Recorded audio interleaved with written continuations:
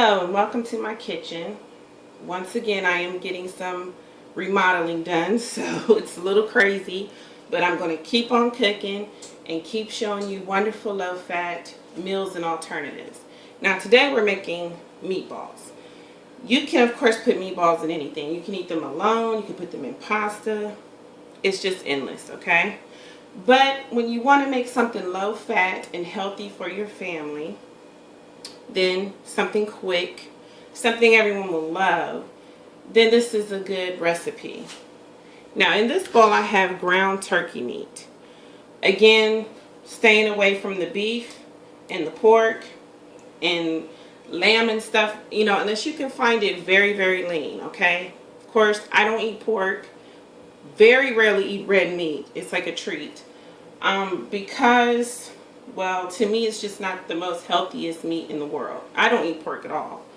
But if that's your thing, then of course you would buy it as lean as possible. Now, we're going to do our own seasonings and I'm going to tell you why. We're already going to use this, which has a little bit of salt content in it, because again we're doing something quick and simple. This stuff right here, people usually use seasoning packets for meatballs. We're just not going to just add to the salt content, which is already crazy, okay? So we're trying to steer away from high blood pressure, all that good stuff. Well, bad stuff, if you know what I mean. So we're going to stay away from seasoning packets and take 5 minutes out of our day to actually do our own seasoning. Now, the ingredients you're going to need is a half of a yellow onion, half a clove of garlic. I love garlic, so it's very healthy. It's wonderful. I love it, love it. Some people don't. If you're not a garlic person, use onion powder or garlic powder if you don't want to use the fresh. Paprika. I use this on everything, and sometimes I do mispronounce it, the adobo seasoning. Great for everything. I use it on everything almost. And I wanted to add a little spice to kick it up. Be careful with this stuff, please. Some sun-dried tomatoes. And I grow my own cilantro in my garden. Look how beautiful that is.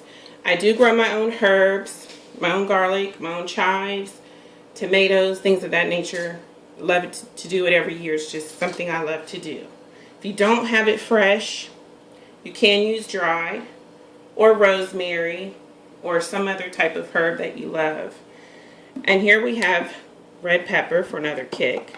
I'm going to add a little barbecue sauce, or you can use ketchup, a little bit of paprika. You're also going to need a packet of fettuccine noodles or any noodles of your choice. And this quick stuff right here, because again we're just doing something quick, something low fat, you know, something we can get on the table. So I hope I've told you all these ingredients. And I also wanted to show you a trick with the garlic. Now we're just going to cut this in half, and as you can see, the cloves come right out. Now you're going to take the back of a knife, please be careful with this, and press like this, and it will peel your garlic in no time. Well, it'll definitely come out, that's for sure. And we're just going to chop this up. I would say to use maybe 2 cloves of garlic. I love garlic, swear by it. Probably kills vampires because it is healthy. I don't know, but it's great stuff. It's great for your heart, great for your blood. It's just awesome stuff. The healing properties of it are endless.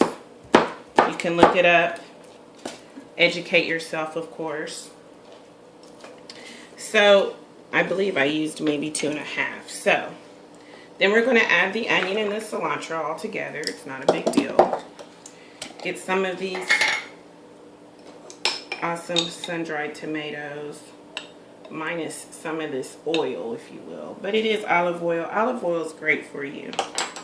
If there was an oil I'd say to use, definitely olive oil, in small portions, of course. Now We're going to add a little bit of our red pepper seasoning. Some of this adobo. Please, if I'm pronouncing that wrong, please, please, about a tablespoon of this. Comment and let me know, because I don't want to be one of those people. A tablespoon of this. All tablespoons for the seasonings. And we're going to add maybe about 2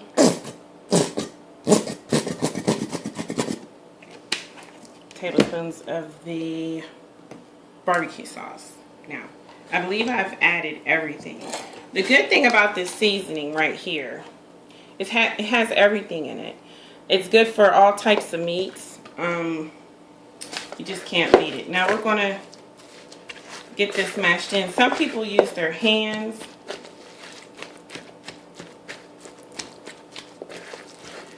Now, as a binder, I am going to use an egg. And I did forget the egg, so I will be right back in 3 seconds. I mean, this happens, so I'm going to pause it and come right back. So voila, we have an egg. The magic egg that just appeared out of nowhere, because I forgot it. And please forgive me, because that does happen. People do forget. And it seems like the older you get, the worse that is. I don't know. But pretty soon I guess I'll forget where my car is parked in my own parking lot. I don't know. But hopefully eating healthy definitely prevents Alzheimer's. So we don't want those types of things. So we try to be as healthy as possible, so we won't repeat the same things as our ancestors, and, you know, learn from the old, as they say. So once that's done, some people use their hands. It's great to do that. You can use something like this to measure the size. But all we're going to do now is just take this and just do like 2 Chinese spoons. If you have Chinese spoons, great. If you don't, just use 2 regular good sized teaspoons and just mash them together. You're going to preheat your oven to 350, and of course cook them until they're done. I would say 30 to 35 minutes. You do not want to play around with poultry, period. You want to make sure, if you're using poultry or pork or anything like that, these days you have to really cook it all the way, because it's really something about this meat now that's, you just can't play with it at all. Even people are getting sick from undercooking salmon now, so you really want to watch it. I don't eat raw sushi, which is called sashimi or whatever, because it does have parasites and worms, and I don't want to play around with stuff like that, especially if you're not used to, you know, things in different countries. If you're traveling, you really want to watch it, you know. So you may not make it back. It's pretty much what I'm trying to say. Now, if you don't have yellow onion, you can use scallions, green onion would be good in this. A lot of people use crackers, breadcrumbs. Go for it.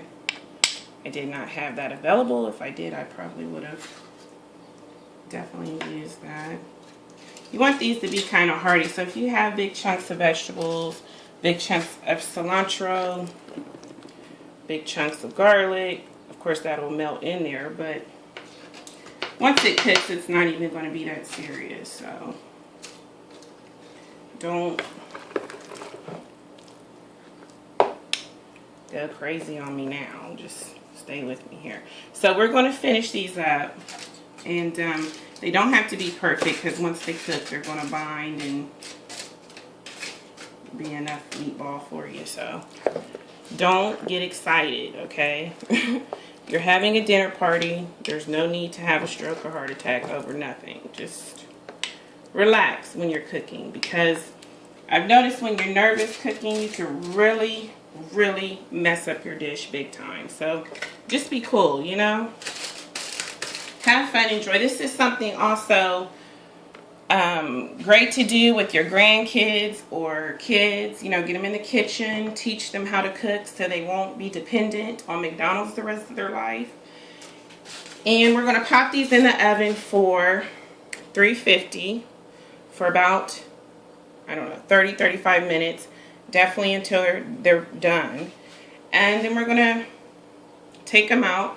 I'll be doing the pasta in the meantime. I'm sure everybody knows how to boil pasta by now, hopefully. If not, just follow the instructions on the box or Google how to make pasta. I don't know.